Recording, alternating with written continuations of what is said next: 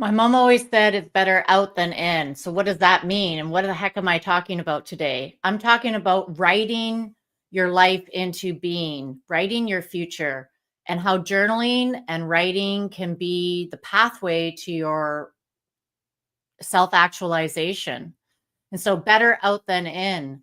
Lately, my clients have been emailing me long drafts of journals and texting them to me as well. And I'm really appreciating when I sit down and read them what they're saying and what they're writing to themselves. They're not necessarily writing to me, they're writing to themselves. And what they're writing is cathartic, it's healing, it's transformative, it's realizations, it's their dreams. And when they write without any expectation of me replying right away, they are, I'm noticing that they're actually having a transformation on digital paper. And you might have one of these, a big journal with lots of pages written in it, and it might look like that, or it might look like tiny print right next to each other.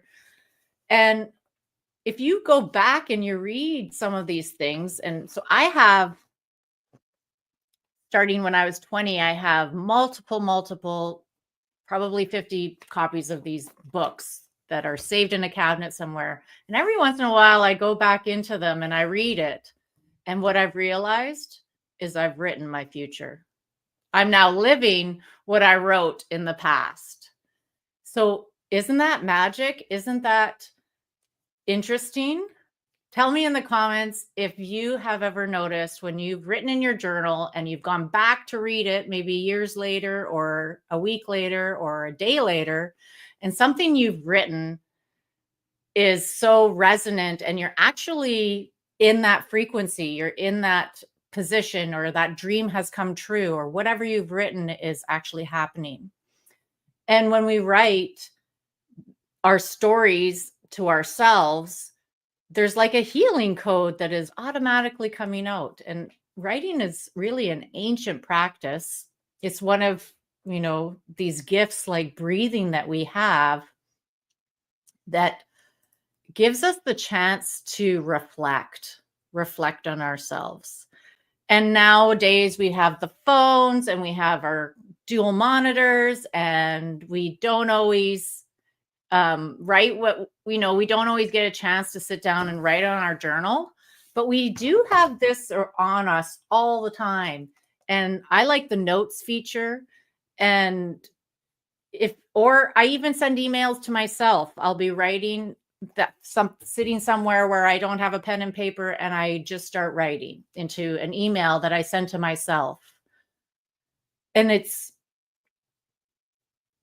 it moves energy. So this writing, it moves stuck energy. And when mom says better out than in, it gets it out. It gets it out. Connie says she's manifested some things that she's written about. Of course you have. Of course you have. And who else here? And tell me if you're watching the replay, put #replay and tell me what is one thing that you have manifested that you've written about? For me, back when I started writing in my 20s, and actually today is so weird, August 28th, I got married in 2021, so like 24 years ago on this day, to somebody who actually sparked me into this whole life that I am living. And he wasn't a very good person, but he was really great for getting me on my path. So I'll thank him for that. And so I remember back in those days, I was filling up a whole journal probably in 3 months because I was writing profusely, because I didn't have anybody to talk to. He wasn't there for me to talk to him. And I needed a way to uncover who the heck am I and what am I doing here and why am I going through this? And also I was getting inspiration. I was learning about that I like to write songs and lyrics would come in, or I would start automatic writing and channel writing, tuning into my higher self, and letting it flow through me without any idea of what I was writing until after I read it. And it was so magical. So I'd love to, later on, if you're in the comments, you can tell me something from your journal that maybe you've written and it's come true, or it's really been a big realization in your life that you wanted to uncover. And now you're living it. You're living it. You're living it. And I'm just looking at my notes. Another thing that writing does is it clarifies our thoughts and emotions. So what I've been noticing from my clients who have been writing to me lately, without any expectation of me responding right away, which I am responding, and I, sit down and do a thoughtful response. All I do when I'm responding to them is recounting all of these wonderful things that they've pointed out to me through their writing that they need to reread, basically, that they have been transforming all by themselves through this writing. And it also reveals like the subconscious patterns that we can't always see through talking or looking or seeing. We need to write, because this arm, whatever, if you're left-handed or right-handed, it's connected to the brain and connected to your heart. Like, imagine you're writing through your heart into the page. And then when you're reading it into your eyes, into your mind, and you're reprogramming your subconscious. So I've been really working on that lately too. I've been writing down the same present tense frequency statement to myself and really aligning with that to reprogram my subconscious into believing my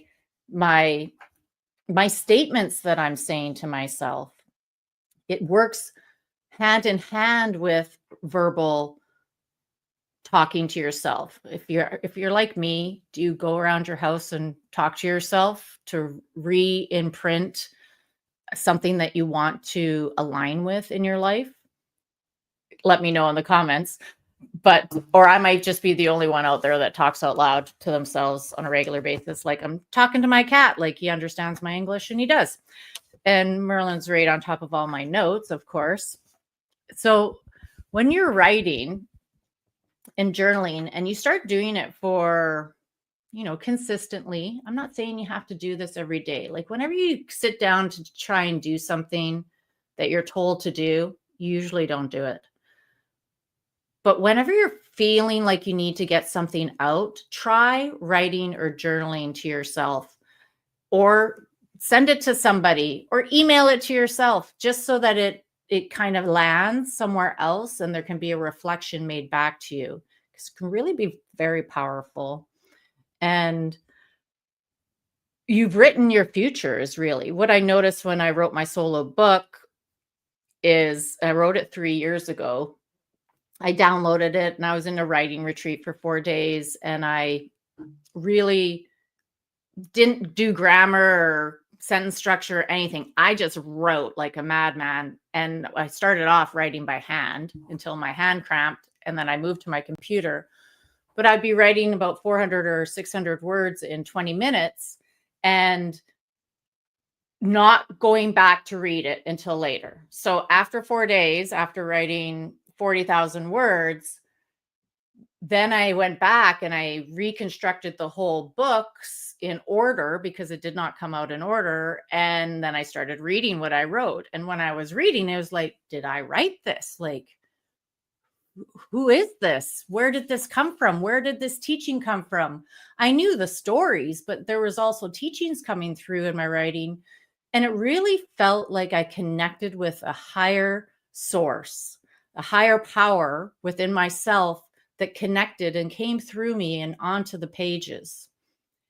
And I want to invite you to think about, how can you use writing to connect to this higher self, higher source part of you that is filled with all these wonderful, all possibilities, great wisdom and knowledge, and you can be the part of it that channels it through. And so if you've ever been interested in writing a book, talk to me about writing retreats or like how to write your book, because sometimes just sitting down and starting writing in a contained atmosphere where your intention is to download your book, magic can happen. And you can be writing something that you never thought would come out of you. And so finding the source, realize your purpose and power is my solo book, and it is coming out in January. So I'd love to get you on the wait list for that if you're interested. But when I was been working on the book and editing the book and removing stuff and adding stuff, that very first download was the most connected, the most powerful part of the writing process. It brought in teachings and wisdoms and stories that I had forgotten about and remembered in that moment that were relevant to the teaching. And the book was for me first. And it took about 3 years for me really to live into that book. And now I can see through that book that I am living those teachings and walking in alignment with those teachings where I might have been out of alignment with some of the book at the very beginning. So it's very interesting how journaling can do that for you when you're in pain and you're hurting and you're emotionally distraught. When you write and get those feelings out, then you open up space for wisdom and understanding and knowledge and teachings to come through that you can live into and align to eventually without trying too hard, without forcing yourself, without proving that you have to do it. It's quite interesting how writing can do that. And it's probably why, source or God or the universe is the logos. It's the written word. It's the talk, the speech that comes through. So I want to ask you a question and invite you into some journal prompts.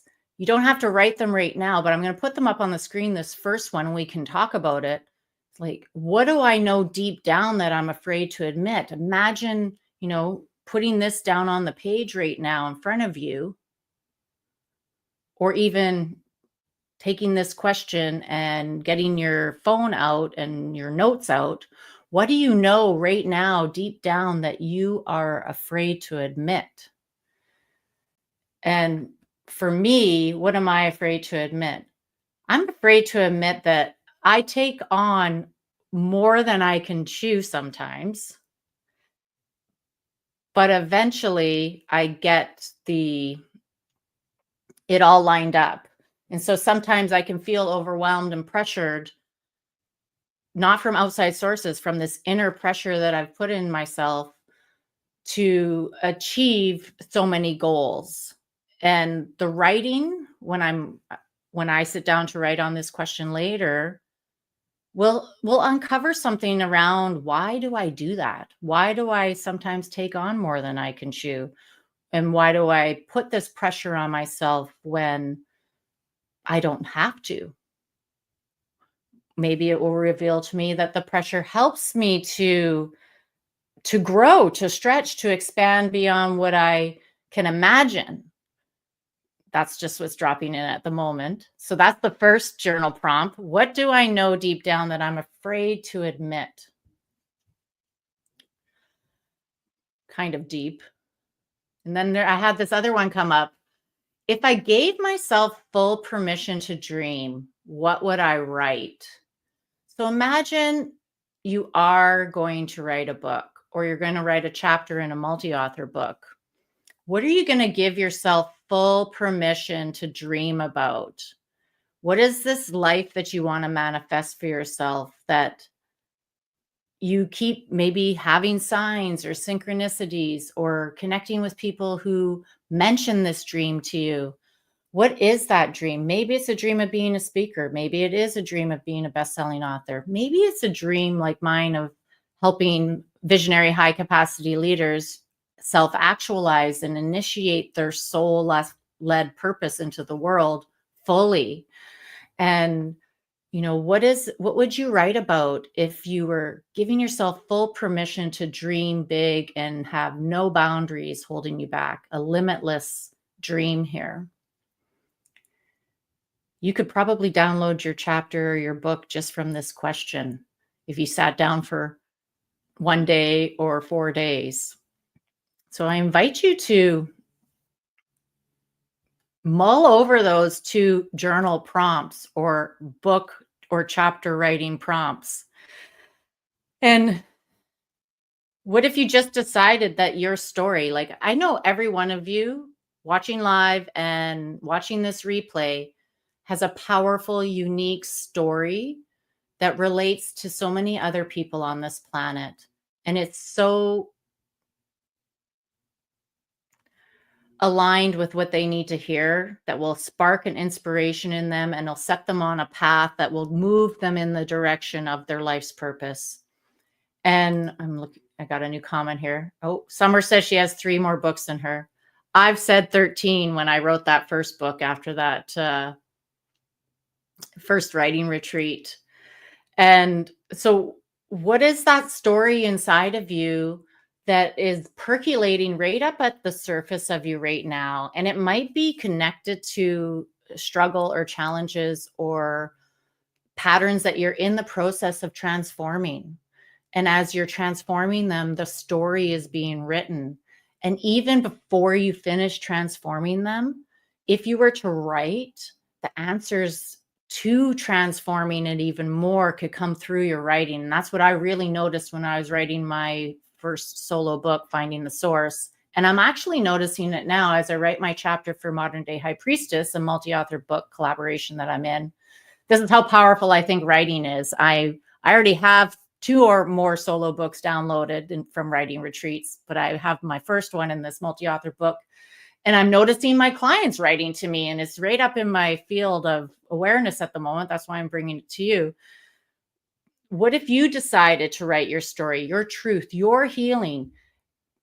Is it worth, it's worthy of being seen, and it has a unique healing code that is beyond you.